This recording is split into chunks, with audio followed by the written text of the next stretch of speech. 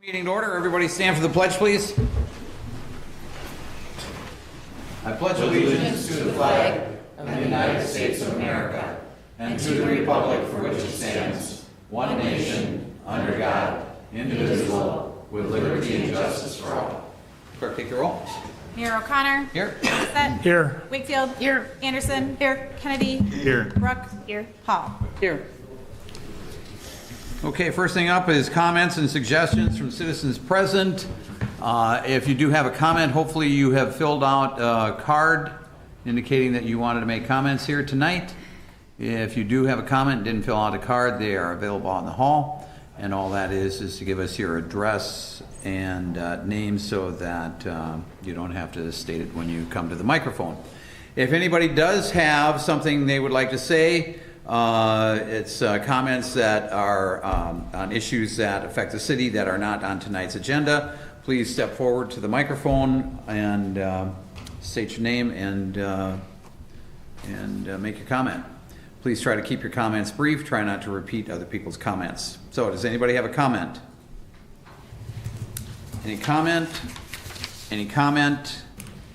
Any comment? Hearing none, we'll close that portion of the agenda. Next up, we have a proclamation for Police Week in 2026. Whereas National Police Week is observed each year in May to honor the dedicated law enforcement officers who serve and protect our communities with courage, integrity, and an unwavering commitment to public safety. And whereas the men and women of the Hudson Police Department, along with law enforcement personnel across Wisconsin and the United States, work tirelessly to uphold the rule of law, safeguard lives and property, prevent crime, and maintain peace within our neighborhoods. And whereas these officers willingly face risks and challenges each day, demonstrating professionalism, compassion, and steadfast resolve in the performance of their duties. And whereas we all recognize and honor the service and sacrifice of officers who have been injured or fallen in the line of duty, and we extend our deepest gratitude to their families for the strength and support they provide. And whereas National Police Week provides an opportunity for our community to reflect upon the essential role of law enforcement, to express appreciation for those who serve, and to reaffirm our collective commitment to building trust, cooperation, and mutual respect between officers and the public.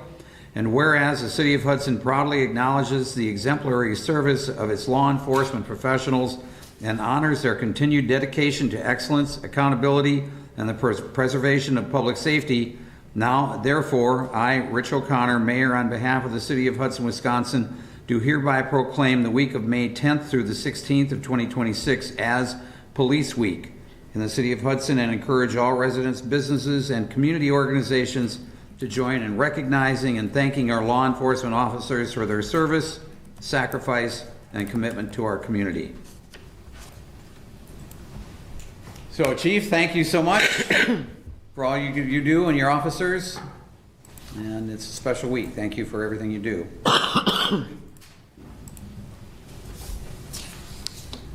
Okay, consent agenda.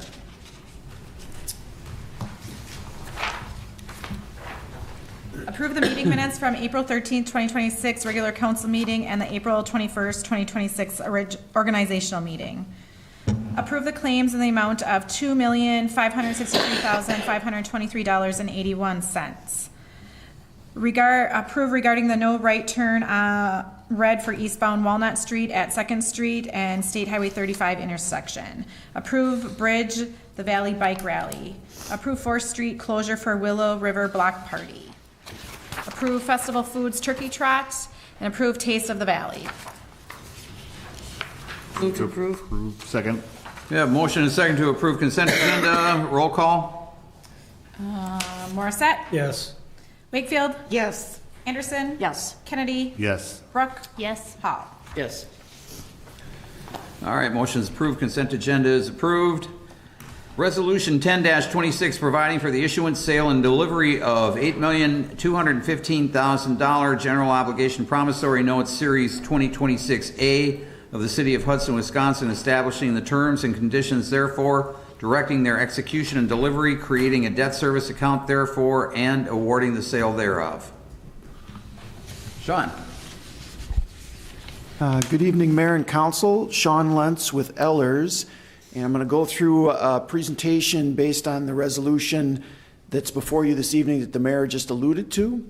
As usual, though, if questions come up, and I think everyone's got a hard copy, right, Sam? Yeah. Okay, perfect.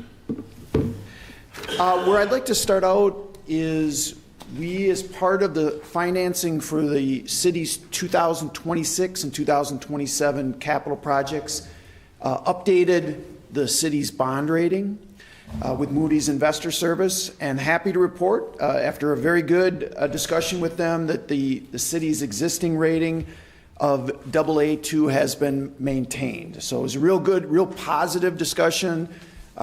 We had Brent there, Sam and Mike and myself. We talked for maybe a half hour or so with the folks at Moody's. Very impressed with the city. They did not have a lot of questions for us, which is usually a good sign. They felt like they really have a good handle on Hudson. A couple things I'd like to share with the council on the screen, though, just a little bit about what would it take to move to the next highest rating. As we've talked about before, the AA2 rating is very, very strong. AAA is the best, then AA1, and AA2 is where Hudson is at currently. To move the rating up, the two things that they highlighted is regional economic growth that leads to improved resident incomes well above peer medians. So what does that mean? That means that Hudson's a very thriving city, but some of the AA1 cities that they have on their ratings all across the country, they just simply have people that are more affluent that live there. I mean, that's really what it breaks down to. You guys sit, your current level, you're above 100%. So you're at the 111% of median income. So it's not like Hudson's in any way, it's not a weakness for the city. But AA1 rated in the 100 to 120%.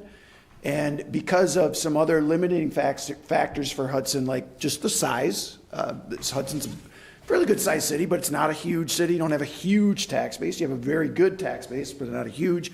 So one of the factors that maybe could push you up would be more wealth, where you'd be, say, above that 120% level.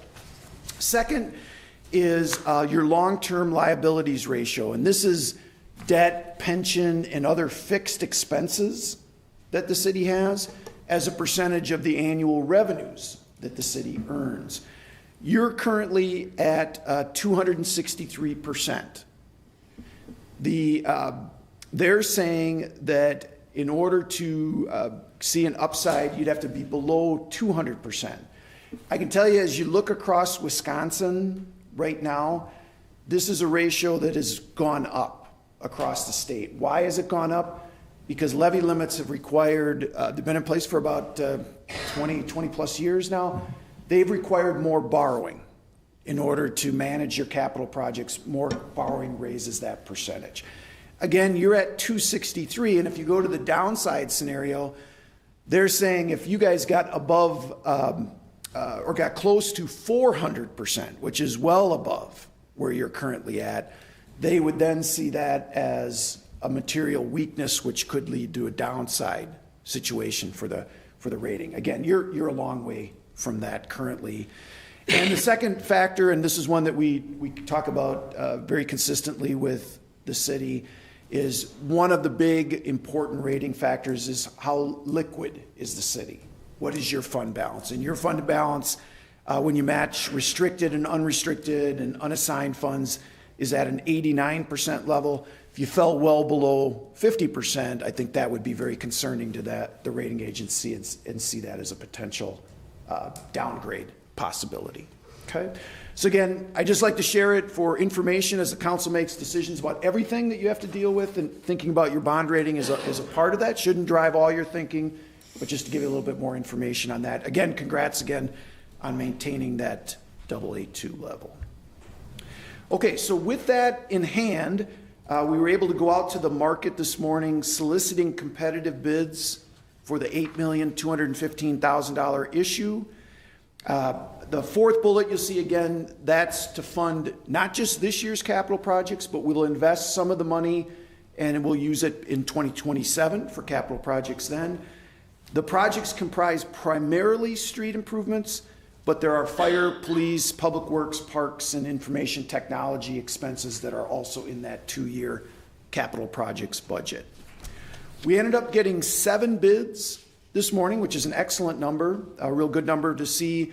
They ranged in a true interest rate from 3.76% up to 3.92%. So I would call that very competitive or tight bidding on the city's debt.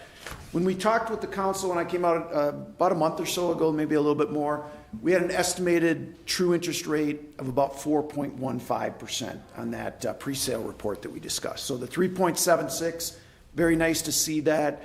And because you have that very, very strong bond rating, as well as a very successfully managed city, you can see that your bids don't just come from the Midwest, not just Minnesota, Wisconsin area, but also come from Alabama, Tennessee, and in Florida in this case. Winning bidder was from the Twin Cities in Piper Sandler and Company, and they had that bid of 3.76%. The next slide, and I know this can be a little tricky to see, this is an update of a slide that we had shared with you in the pre-sale report. The debt issue for the 2 years worth of capital projects is expected to be paid back over the next 20 years. So the bids we got today lock in the interest rate for that full 20-year period. The first payment will be next year in 2027, and that payment will be a part of the city's budget that you'll work on this fall when you put the budget together. As I mentioned, the interest rates are locked in if you accept the bid from Piper this evening. But starting in 2034 and thereafter, if lower interest rates were available, or if the city wanted to take cash to make a prepayment, that'll be at your option. So that'll be an option to you after year 8. So you'll have that option available for the last 12 years of the issue. And finally, in comparison to the pre-sale report, with the lower interest rates received on the winning bid at that 3.76% level, we're about $285,000 less in interest expense over the 20-year period on the issue. So with that, I think we've covered all the big issues related to the competitive sale that we did this morning. Would certainly welcome any questions that the council might have, but what would be asked of you this evening to accept that bid from Piper would be to approve the resolution that the mayor mentioned earlier. Approval of the resolution locks in that interest rate and the other terms related to the issue with your approval this evening. And finally, if approved, the closing, there'll be some paperwork that we'll have to work on with Sam and the bond attorney, Freiberger, who drafted the sale resolution between now and the 26th, and the 26th would be the day the funds arrive for the city. So, Mr. Mayor, with that, I'd turn it back to you. All right, anybody have any questions? I'll move to adopt resolution 10-26. Second. Motion and second to adopt. Discussion? All those in favor? Aye. Opposed? Motion's approved. Thank you, Sean. Yep, thank you, Mayor. Thank you, Council. Good work, Sam.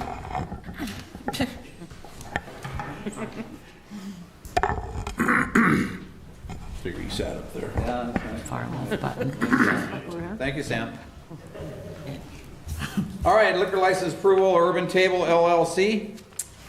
Yeah, before you, it's a sale from Urban Olive, and it's just a renewal. It's not a renewal. It's a new liquor license to the new owners who purchased Urban Olive so it's a Class C wine liquor, or Class C wine and a Class B beer license for Urban Table.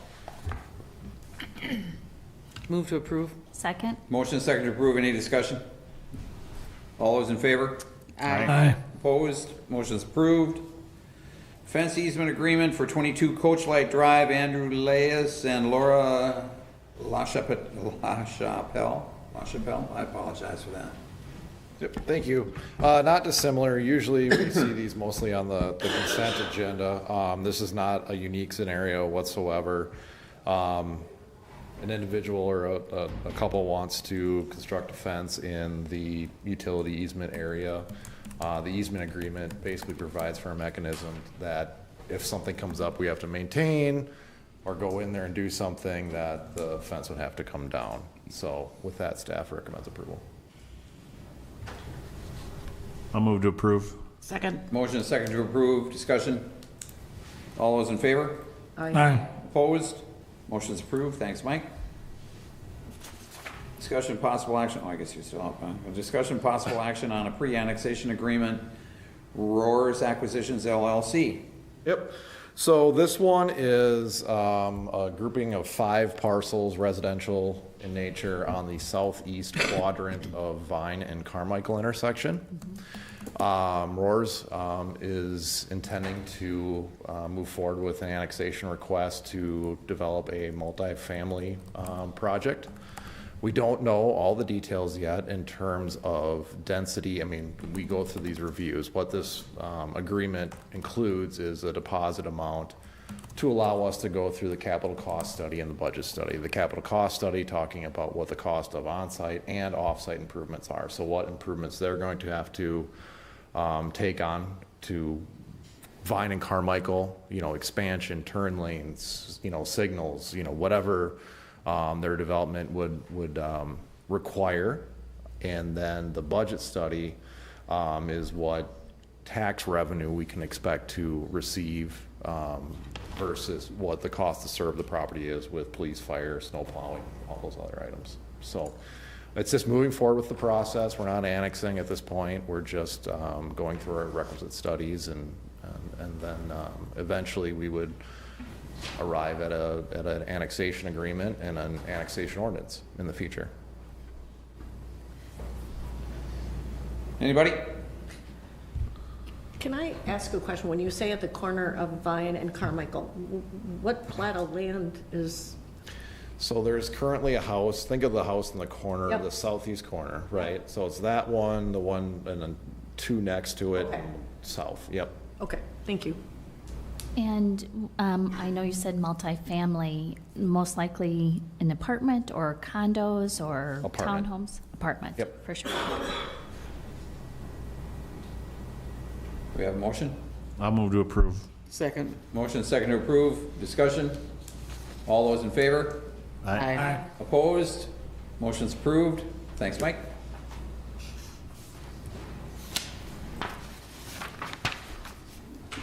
Yep, pretty anxious there.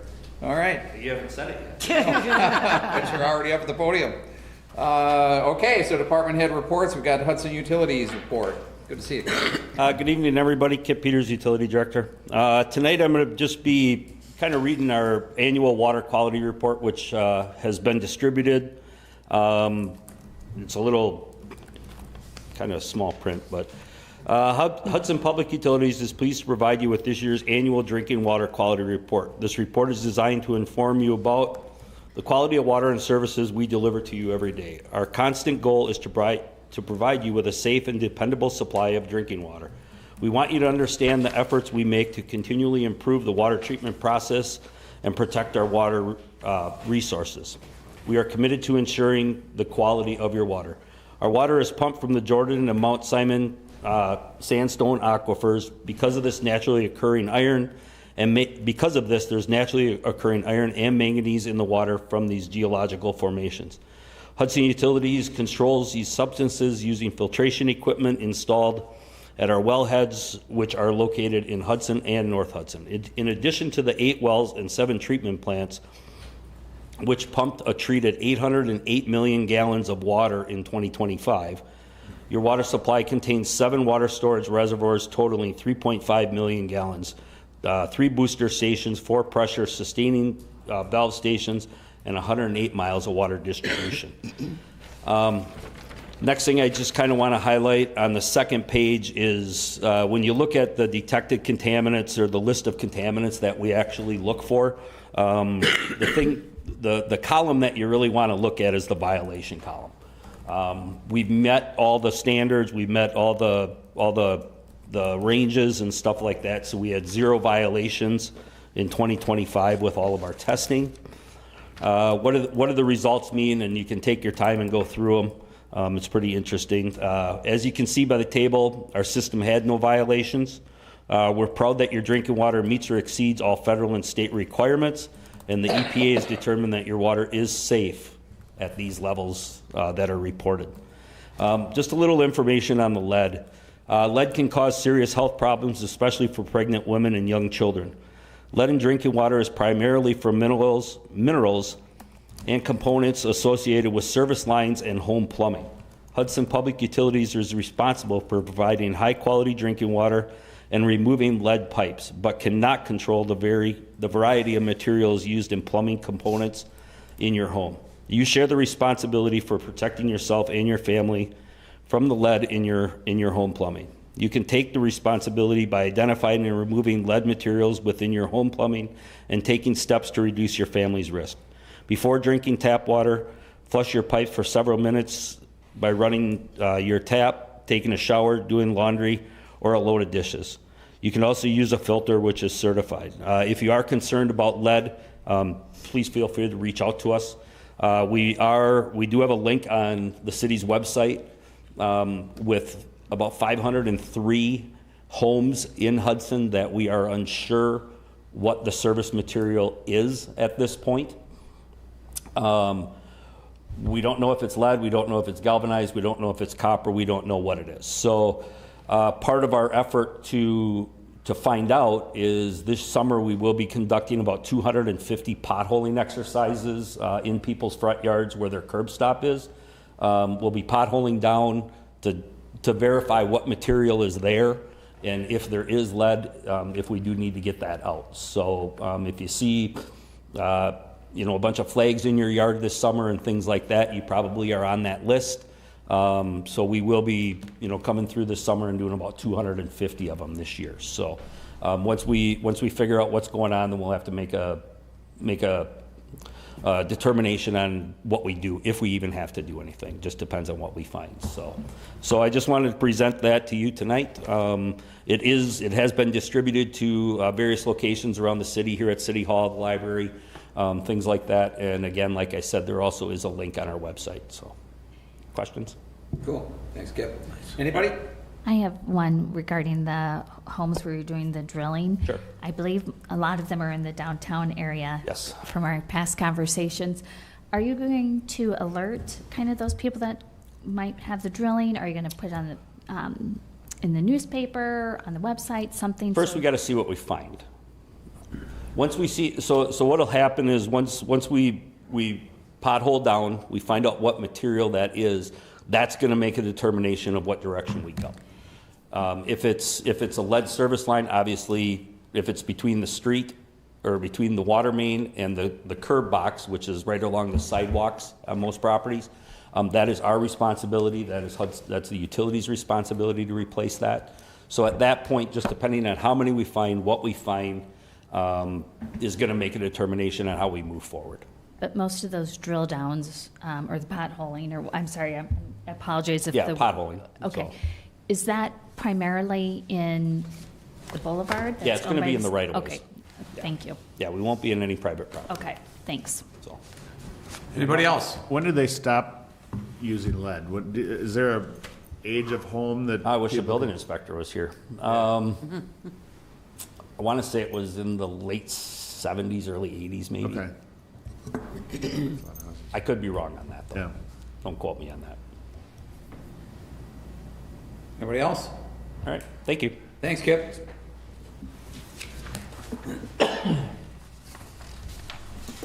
All right, convene in a closed session pursuant to Wisconsin statutes 19.85 sub 1 sub E to deliberate or negotiate the purchasing of public properties, the investing of public funds, or conducting other specified public business, i.e. potential cooperative boundary plan with the town of Troy. Move to go to closed session? Second. Have a motion and a second to go into closed session. Roll call. Morset? Yes. Wakefield? Yes. Anderson? Yes. Kennedy? Yes. Ruck? Yes. Hall? Motion's approved. We are now in closed session. Step across the hall.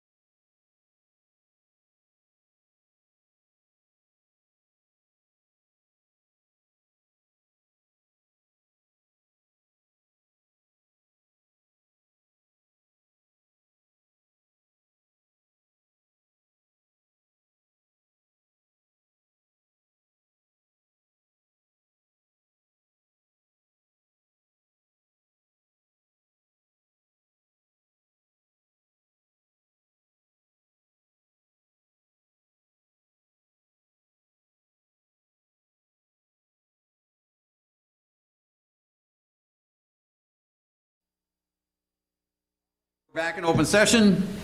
Do we have a motion? I make the motion that we adopt City of Hudson / Town of Troy Joint Resolution Number 2. I second that motion. We have a motion, a second. Who seconded that? Kelly. Okay, got you. Okay. Discussion. All those in favor? Aye. Opposed? Motion's approved. Do we have, I don't have anything. Does anybody have anything?